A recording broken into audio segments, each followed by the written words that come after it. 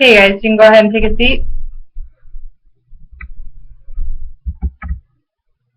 Alright, today I ask that you hear the information that I give you with an open mind and remove any pre-existing feelings about marijuana. This speech does not come from personal opinion. It is rooted in facts.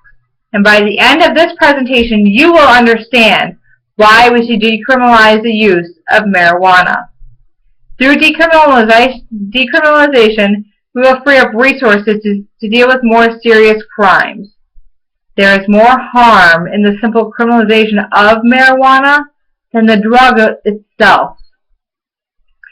Not only that, but decriminalization does not lead to greater use. A lot of people have the fear that if we make it legal, everybody's going to be using it. It's going to be in every street corner. You'll see that that's not the case. And finally, laws do not deter the use of marijuana. So what are we doing? Why are we going through all this hassle if it's simply ineffective? So the first thing today we're going to talk about is that decriminalizing marijuana frees up police resources to deal with more serious crimes. Did you realize 60,000 individuals are behind bars for marijuana offenses at cost to taxpayers of $1.2 billion per year? This comes from the 1999 Federation of American Scientists Drug Policy Analysis Bulletin. Not only that, but police arrest more Americans per year on marijuana charges than the total number of arrestees for all violent crimes combined.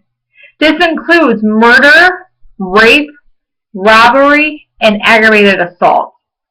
I'm more concerned with these violent crimes. These criminals need to be taken off the street.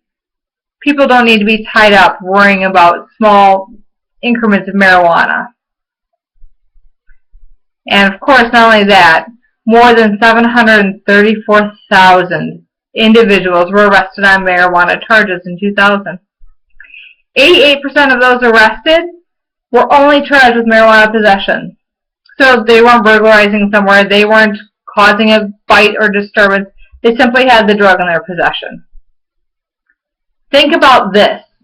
California saved nearly $1 billion from 1976 to 1985 by decriminalizing the personal possession of 1 ounce, according to the study of the State Justice Department budget. $1 billion. That's phenomenal. Next. This is an interesting topic, that more harm is caused by criminalizing marijuana than the actual drug itself. Medical studies have proven that cannabis is less of a threat to our bodies than alcohol and tobacco. Secondly, there's no conclusive evidence that the drug effects of marijuana are linked to the subsequent use of other illicit drugs. We've all heard marijuana referred to as a gateway drug. It's simply untrue. They've proven that now. Not only that, but 76 million Americans have tried marijuana.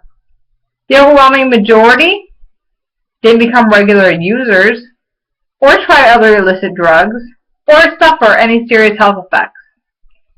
A lot of people tried it a few times and decided, I guess, it wasn't for them. This is a very interesting one to me as well, that decriminalization does not lead to greater marijuana use. You know, this is a common fear among people, that if we make it legal, then everybody's going to be doing it. And then what's that going to do to middle schools? Are people in middle schools going to start smoking pot because people in middle school started using tobacco, and tobacco is legal? However, we've got nice studies to pull from. Marijuana decriminalization has virtually had no effect on either marijuana use or beliefs related to the drug in American young people. In the states that have already enacted the policy, we have California to pull from in that. Secondly, citizens who live under decriminalization laws consume marijuana at comparable rates to those where possession is illegal. So not using anymore is comparable. And lastly, states and regions that have maintained the strictest policies on marijuana have the highest use. settled theory that, if it's illegal, then you gotta have it. So that's not benefiting the American public.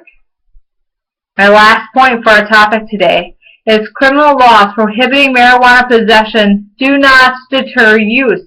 So it's pointless. What are we paying all these officers to do? For example, studies show that marijuana offenders continue to use marijuana after their conviction at rates equal than prior to their conviction.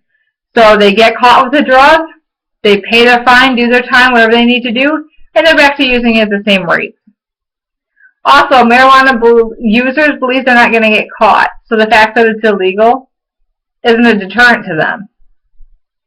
And finally, surveys show that individuals cite health concerns and family responsibilities for ceasing their use. That's not because it's illegal, it's because a lot of people just have grown up and decided there's other things more important to them. So now, I hope you can understand why marijuana should be decriminalized. This doesn't mean that you have to use a drug if it becomes legal. Take cigarettes, for example. They're legal. A lot of people don't use them, myself included. So what I want you to do is truly stop and look at the topic of decriminalization with non-biased eyes and see how through decriminalization we can free up resources to target more serious crimes. Realize that the drug is actually less harmful than the criminalization, and decriminalization does not lead to greater use. And finally, laws do not deter it. Quit wasting our resources. Let it be the people's choice to decide.